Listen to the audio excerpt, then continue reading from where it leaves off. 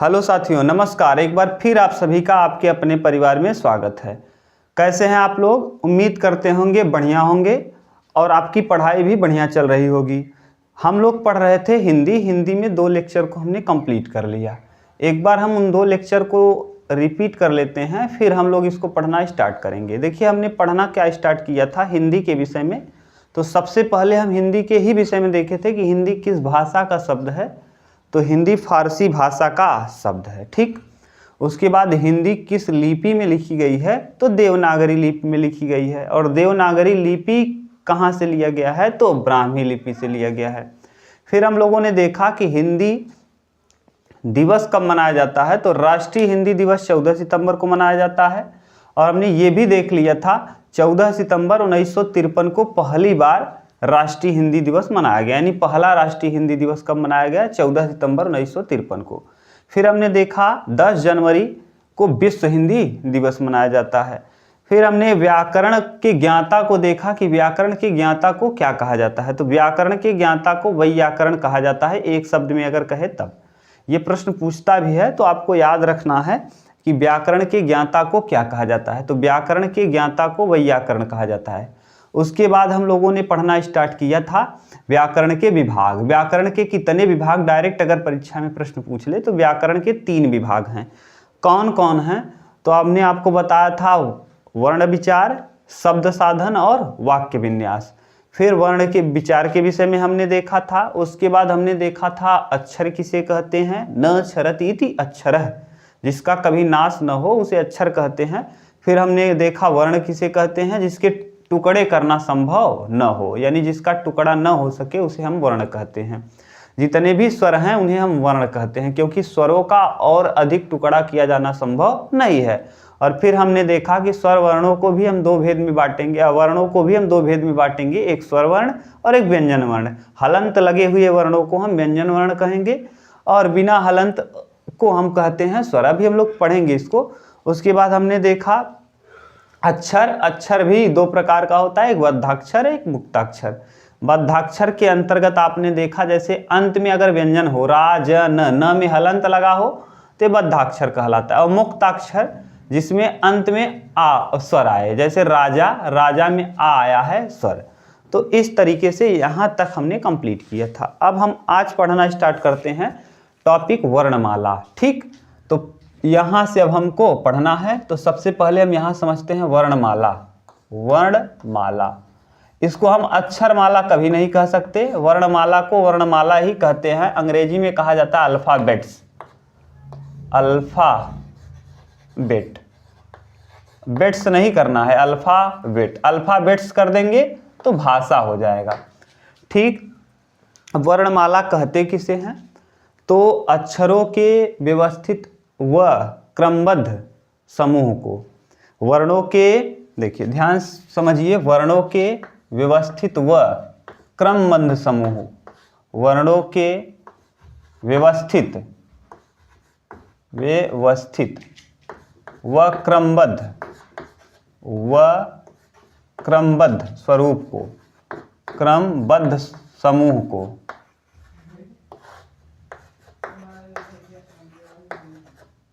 समूह को वर्णमाला कहते हैं। वर्णमाला कहते हैं, ठीक। तो ये काम हुआ। वर्णमाला किसे कहते हैं? तो जैसे आप लिखेंगे तो वर्णों का व्यवस्थित समूह होना चाहिए। व्यवस्थित समूह कहने का सेंस क्या है? अ के बाद आ आना चाहिए। ये नहीं कि म तब क लिखिए। व्यवस्थित कहने का सेंस है क फिर ख फिर ग, यानी और कैसा होना चाहिए? क्रमबद्ध, क्रम से आना चाहिए। क के बाद ख, ख के बाद ग। तो इसमें दोनों चीज़ों को आप ध्यान रखिएगा, व्यवस्थित होना चाहिए और क्रमबद्ध समूह को ही हम क्या कहते हैं? वर्णमाला। वर्णमाला में वर्णों की कुल संख्या, हिंदी वर्णमाला में वर्णों की कुल संख्या है 52। तो हिंदी वर्णमाला में हिंदी की बात कर रहे हैं तो हिंदी वर्णमाला में वर्णों की कुल संख्या, वर्णों की कुल संख्या है 52। कुल संख्या, कुल संख्या कितनी है भैया? 52। ठीक, हिंदी वर्णमाला में वर्णों की कुल संख्या है 52। तो अब आपको 2-3 चीज़ें वर्णमाला किसे कहते हैं ये समझ में आ गया होगा कि वर्णों के व्यवस्थित और क्रमबद्ध समूह को ही वर्णमाला कहा जाता है। हिंदी वर्णमाला में वर्णों की कुल संख्या होती है 52। ठीक, अब इन 52 वर्णों को हम किस किस कैटेगरी में बांटते हैं वही देख रहे हैं हम लोग। इन 52 वर्णों को हम देखिए 52 वर्ण यहाँ लिख दे रहे हैं।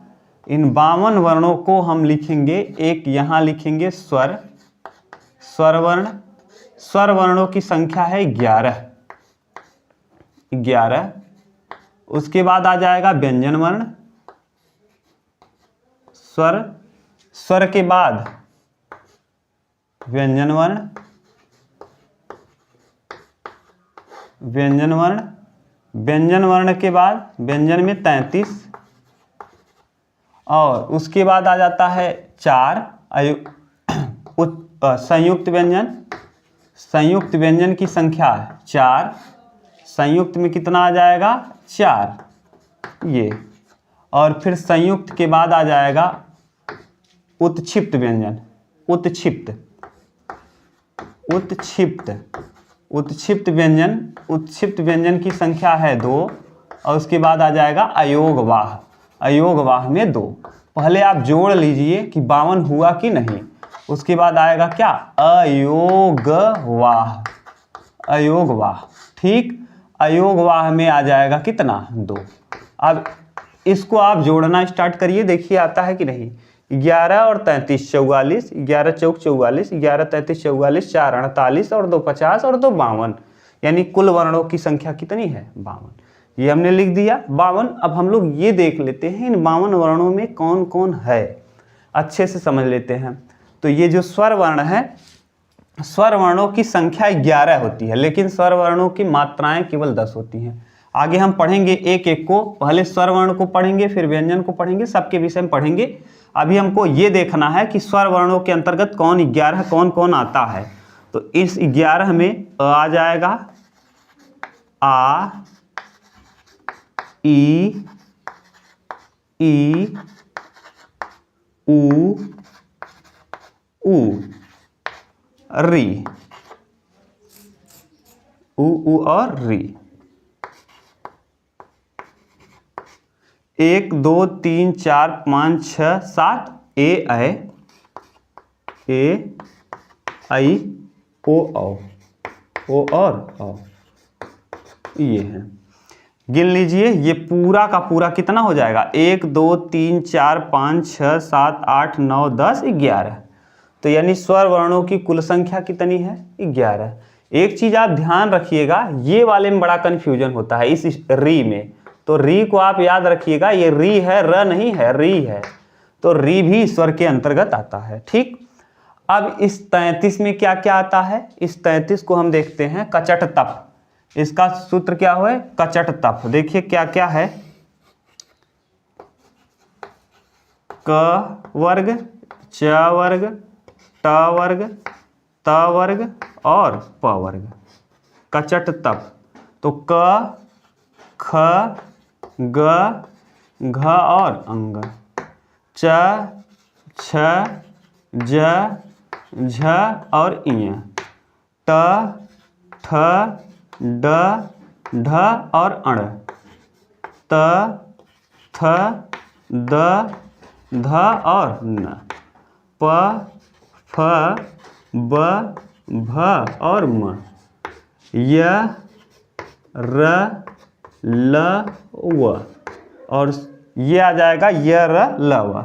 अब 5 5 10 5 15 5 20 5 25 और 4 29, इसी में 4 और आ जाएगा, य, र, ल, व।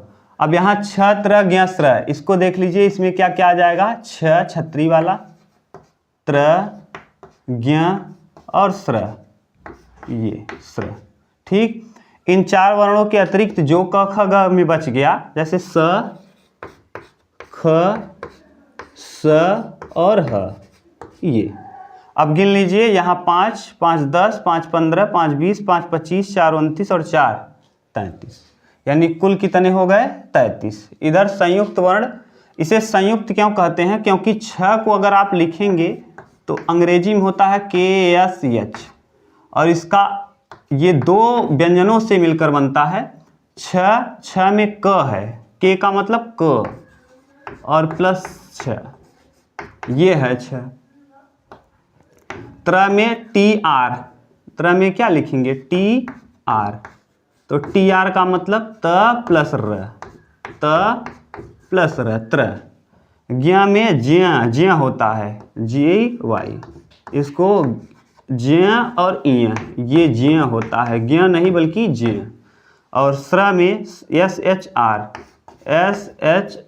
और स्र में लिखेंगे स और र। ये पूछता है, कई बार आप ध्यान रखिएगा, ये प्रश्न पूछा गया है कि ये संयुक्त वर्ण है तो किससे मिल के बने हैं। जब हम पढ़ेंगे व्यंजनों को तो वहाँ इन संयुक्त वर्णों के विषय में ठीक से पढ़ लेंगे। अभी तो आपको केवल देखना है कि किसके अंतर्गत कौन आता है। अब उत्क्षिप्त व्यंजन में 2 कौन कौन वर्ण होंगे। उत्क्षिप्त एक ड है और एक ढ, यहाँ बिंदी लगा हुआ।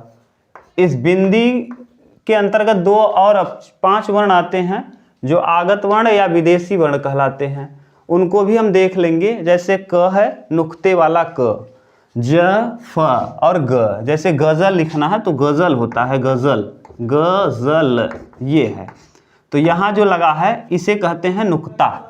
ठीक, तो नुक्ते का ही अब खुदा, और यहाँ देखिए नुक्ते का लगाने से अर्थ अनर्थ हो जाता है। अगर आप ठीक ठाक से इसका उपयोग नहीं कर पाए तो अर्थ गड़बड़ हो जाएगा। जैसे यहाँ हम लिख रहे हैं तब आपको समझ में आएगा कि क्या अर्थ है। यहाँ है खुदा और यहाँ है खुदा, इस वाले खुदा में यहाँ लगा हुआ है। तो एक खुदा का अर्थ है खोदा हुआ यानी गड्ढा, और एक खुदा का अर्थ है ईश्वर। तो इसमें ये इसीलिए कहा जाता है नुक्ते के हेर फेर से खुदा जुदा हो जाते हैं। तो ये ध्यान रखिएगा, एक बिंदी नुक्ते लगाने से अर्थ बदल जाएगा। तो इसीलिए कह रहे हैं जब हम आगत वर्ण पढ़ेंगे या विदेशी वर्ण पढ़ेंगे, क्योंकि ये नुक्ते का प्रयोग फारसी भाषा में हुआ है, इसी को जब हम पढ़ेंगे तो वहाँ देख लेंगे इन बिंदी को हम क्या कहते हैं नुक्ता। और नुक्ते का प्रयोग शिव प्रसाद सितारे हिंद ने किया। जब नुक्ता आएगा तो हम बहुत डिटेल में इसको बता देंगे। ठीक, अभी थोड़ा बहुत आप जानते रहिए। ये ड और ढ जो है ये उत्क्षिप्त के अंतर्गत आता है। ये वाला ड ढ नहीं है, वो ड ढ उत्क्षिप्त है, और ये ड ढ दूसरा है। अयोगवाह में आ जाएगा अंग और अह, अंग और अह। तो ये हैं पूरे कितने 52 वर्ण। हिंदी में यही 52 वर्ण होते हैं। हिंदी में कुल वर्ण इतने हैं, कुल वर्ण। तो हिंदी में कुल वर्णों की संख्या कितनी होती है 52। इन 52 वर्णों को हमने लिख दिया है। अब आपको ये देखना है कि कहाँ किसका उपयोग करेंगे। जैसे क और फ है, क और फ अगर मान लीजिए यहाँ क है तो क को हम यहाँ इसे कहते हैं सिरोरेखा, और ये खड़ी पाई कहलाता है। तो इसको भी हम देखेंगे। ये क और फ के अतिरिक्त और कोई ऐसा नहीं होता जो आधा लिखा जाए ऐसे लिखा जाए। बाकी और सबको हम देखेंगे धीरे धीरे करके, अभी आप देखते रहिए यहाँ।